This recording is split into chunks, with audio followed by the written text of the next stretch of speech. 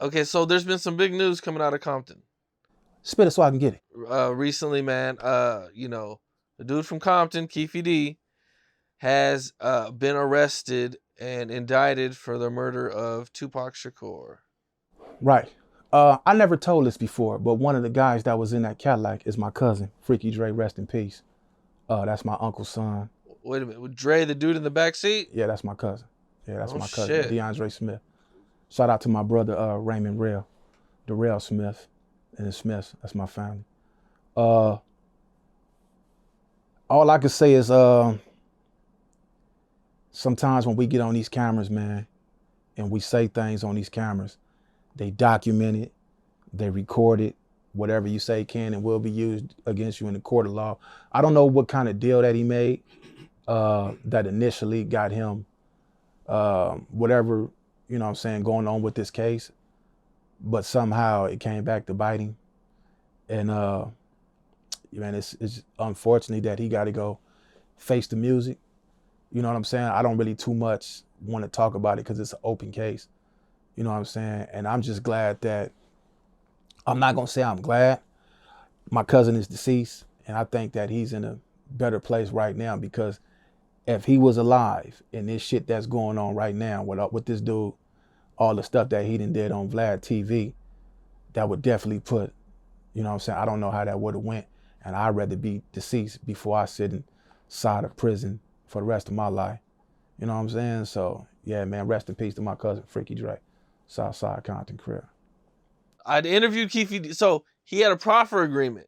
Uh-huh. A proffer agreement means you can tell the police whatever you want to tell them for a day, and anything you tell them can't be used against you. Right. I interviewed Keefe. Oh, that was for a day. For 1 day. For 1 day. For 1 day. So whatever he told the police that day cannot be used against him at all.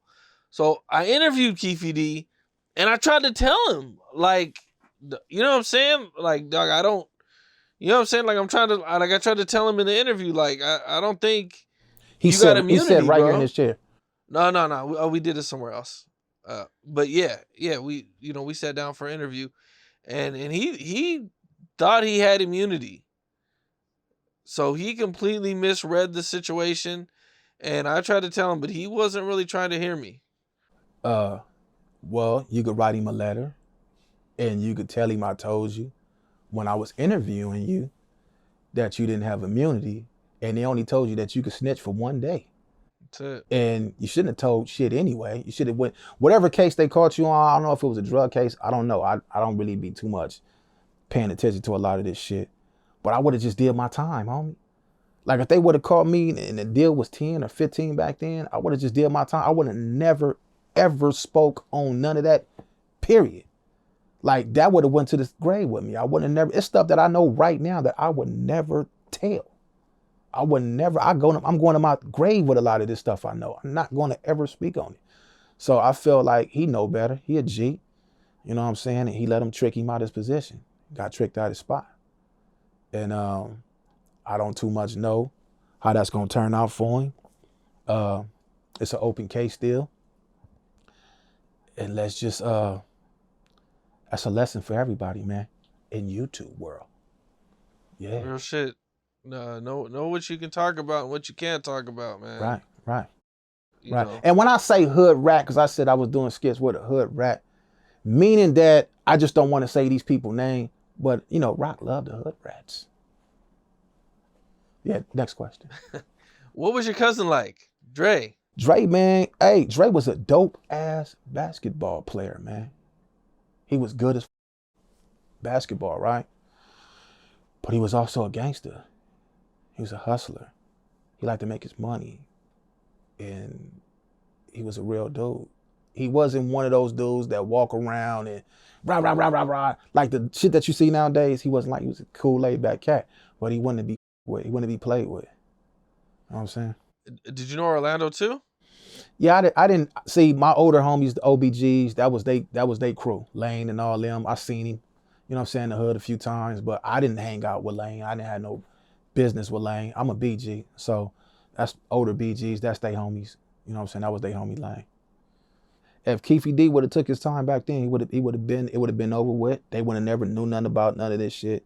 If But I don't even want to talk about Keefe D, man. Keefe D, he got enough problems on his own, and I don't want to be another dude sitting on the internet. I haven't even covered that on my channel. This is my first time really telling somebody that my cousin is Freaky Dre. That's my cousin DeAndre. I never really spoke on that. Do your homework on that, like J May said. Yeah, I would say, you know, for court reasons, there's a lot of questions that I can't ask you. Yeah, So, I'm not gonna talk about it. I don't even want. I want to get past. Let's get past all. Let's get past yeah, the Keefe D shit. I don't even want to talk about it. Yeah, I got homies from South Side, so respect to the South Sides. Recently, I seen Little Reese and Tay Savage. Oh yeah, were in your hood? yeah. They was in the hood, man. My homeboy Geechee Gotti, one of the best battle rappers in my opinion. Tay Savage tapped in with Geechee Gotti. I didn't know who Tay Savage was. You know, I'm an older guy, so I really don't be paying attention to a lot of the music or a lot of the stuff. So when he came to the hood, Geechee Gotti called me like, Rock, I want you to shoot a video. So me and Papa Z Films went over there to shoot the video for Tay Savage. And during the midst of shooting the video, my homie Young Shane like, oh, that's the dude from Chicago. He's a rapper. He's with the bullshit, with the business. I'm like, this little dude right here? He like, yeah. So I'm like, okay, cool. But I didn't know the impact of who he was till I seen it on the internet. Then I started doing my research and doing my homework on him. Like, okay, solid dude. And then the next time they came, Lil Reese popped up. And I'm sitting up in the hood like, wait a minute, hold up, man. We might be on to something with this. Pull the cameras out, man. Let's get some other content going. You know what I'm saying? Papa Z Films got the content, got the footage. He did the interview with Lil Reese and Tay Savage and Geechee Gotti. Cool dude. So we made sure when you come out here to California, all that checking in shit and all that, man, you coming to the end, you our friend. If you with us and you in the end, you our friend, and we gonna make sure you straight. Ain't nothing gonna happen to you. Ain't nobody gonna rob you, take nothing. Not when you with us. You know what I'm saying? So they were safe in the hood, and you know what I'm saying. We made sure when we go to Chicago, they gonna have our back too. You know what I'm saying? Respect to Lil Reese, Tay Savage, cool little youngsters. They went on no extra shit, trying to be all extra out. They was real respectful. We made them feel at home. You know what I'm saying? That's what's up. Yeah, I've interviewed Little Reese. Yeah. 4 or 5 times or something, man. Cool dude. Cool, laid back. Yeah, man. Good dude, man. Yeah. What's up? This is Cam Capone. We got more content like this coming soon. So hit that like button, subscribe, and stay locked in to Cam Capone News.